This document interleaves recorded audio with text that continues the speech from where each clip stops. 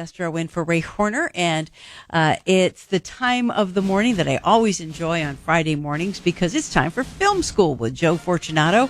He is a film studies professor, and today he's going to talk about a film from one of my favorite directors, John Hughes.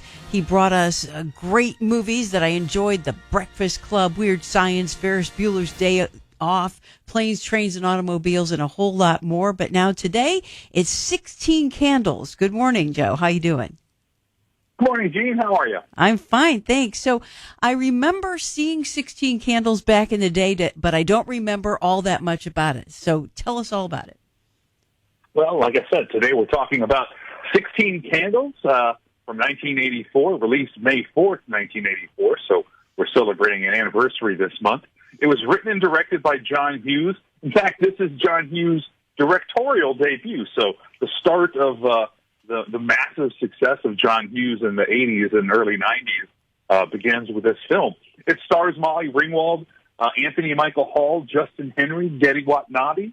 No Oscar nominations for this film, but Molly Ringwald and Anthony Michael Hall both won Best Young Actor and Actress awards at the Young Artist Awards, whatever that is, I guess.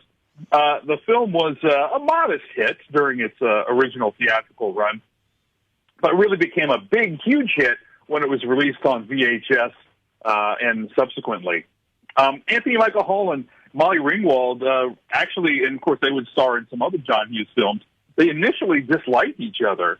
So John Hughes took them to a record store, and they bonded when they found out they liked some of the same music and just sort of that record store experience. They bonded so much, in fact, that they actually dated in real life for a brief time between this movie and The Breakfast Club, which would come a year later. And of all the films that Molly Ringwald did with John Hughes, she says, I had the most fun on 16 Candles. So the John Hughes, Molly Ringwald connection, she's sort of like his Bobby De Niro, I guess, or Martin Scorsese. In terms of them having a career bond, as it were. Actually, John Hughes wrote the role of Ted Farmer, especially for Anthony Michael Hall, because he worked with him prior to this on Vacation, Chevy Chase's Vacation in 1983. And there was some. We'll get into this in a little bit, but there was always some iffy. Scenes and dialogue and stuff about sexual experiences and stuff. And the woman who played Brenda, the mother, she confronted John Hughes about the fact that the script didn't call for her to apologize for forgetting her daughter's birthday. In fact, just I guess as a reminder for those who haven't seen it, part of the main story of this is that it's Molly Ringwald's birthday and her parents forget it, and she just kind of has a bad day on her birthday. So anyway, the script didn't apologize for her daughter's birthday, despite the fact that her character was described as a good and attentive mother. And John Hughes agreed and said, hey, we got to add a scene where Brenda tearfully apologizes to Samantha. That's Molly Ringwald. So there was, some tweaks to the script like that made it a little bit more realistic.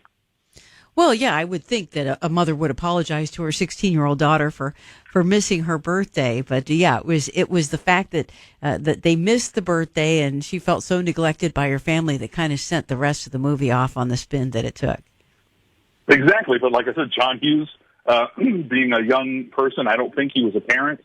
Didn't even think of that, and it took the actress to say, "Hey, that's not the way it would work." It was interesting. Molly Ringwald, talking about. Molly Ringwald almost lost the part of Samantha to Ali Sheedy, who would be her future co-star, of course, in The Breakfast Club. Wow, that's interesting. Some other fun casting notes. Laura Dern and Robin Wright auditioned for that same role. And Jim Carrey auditioned for the role of Ted the Geek, which went to Anthony Michael Hall. I like these kinds of little bit of trivia. The opening shot, the same moving shot of the exterior of the high school, was used for the beginning of this movie, 16 Candles, as well as the end of Weird Science, which is also a John Hughes film. So if you queue up both of these movies, you're going to see the exact same shot of the high school at the beginning of 16 Candles and then at the end of Weird Science, which kind of creates that notion that some fans have, there is a John Hughes universe, so to speak. Another sort of, I guess this is an accolade, if you want to call it that, but one of the movie's lines, "Can I borrow your underpants for 10 minutes?" was voted number 86 of the 100 greatest movie lines by Premiere Magazine. Okay, that's great. I'd been kind of wondering, well, why hadn't John Hughes made more movies? But he kind of had an untimely death. He died back in 2009. He wasn't all that old. Yeah, he did die relatively young. I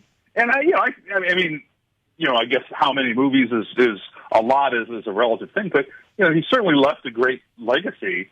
And a bit of a controversial one. We can't really talk about this movie or any John Hughes movies without sort of talking about how they're revisited a bit in modern times, in Me Too era and stuff, with some problematic scenes. The film was originally rated R due to language and nudity, but it was given a PG rating on appeal. And this film predates the PG-13 rating, which it most certainly would have gotten had that existed. But Molly Ringwald said in later years that she was kind of uncomfortable with some of the sexually themed scenes.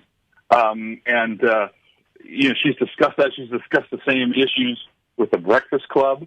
And Getty Watanabe, who played Long Duck Dong, has recounted numerous incidents in which people have publicly expressed their anger at him for playing this role that was such a negative stereotype of Asian men. So as much as a lot of us of a certain generation remember this movie fondly, it does, doesn't play well in some respects to a modern generation. But at the core, it's still a really, fun, sweet film. As we do with any pieces of art or any movie, we have to, look at it as a product of its times. Well, sure. I mean, in that particular kind of sentiment came up a lot in the last couple of weeks after Seinfeld said that, movies and comedy shows have been ruined now because of, the PC mentality and, you just can't make funny things anymore because everybody is being so politically correct. And, to a certain degree that really relates to this whole kind of thing about what we thought was funny in the 80s or the 90s. In Seinfeld's case, many people today don't think is funny. So, yeah, and at least in my world, Jerry took a lot of hits for making those comments. So, whether you agree with him or not, he was criticized pretty roundly. What's kind of interesting is that Molly Ringwald was actually interested in doing a sequel, and she rejected numerous pitches throughout the years, but she said in the early 2000s that she read a script called 32 Candles, which of course is 16 twice, and she liked it and had an interest in starring, but it just never got off the ground. So it would have, not that we were sort of quite as PC in 2005 as we are today, but it would have been interesting to sort of see what kind of take that John Hughes and Molly Ringwald would have done years later with those characters and a similar, sequence. That sounds great. Yeah, that would have been really interesting. I mean, I love Molly Ringwald as an actress, and the other actors in that, Anthony Michael Hall. In fact, Anthony Michael has he done anything recently that you know of? I mean, I don't really well, he was in the Goldbergs. He had a recurring role in the Goldbergs, which just went off the air just 2 years ago. Oh, okay. So that's pretty recent, and I can't recall off the top of my head any films that he's been in recently, but he was doing some television up until just the last year or so. Right. And I think Molly Ringwald did as well. So that's really what we need to look at is streaming more than feature films. Yeah, and Molly Ringwald just was in the Swans, the Truman Capote miniseries that was actually just released a few months ago. Oh, okay. I can't remember. Yeah, I think it's on Hulu. I want to say Hulu. I can't remember if it's Netflix or Hulu, but I'm pretty sure it's Hulu. Oh, okay. Well, I'll have to check that out. Well, thanks so much for being with us today, Joe Fortunato, Film Studies Professor. Thanks, Jeanne. On our film school this week, 16 Candles, the 40th anniversary there of 1984's 16 Candles from director John Hughes. And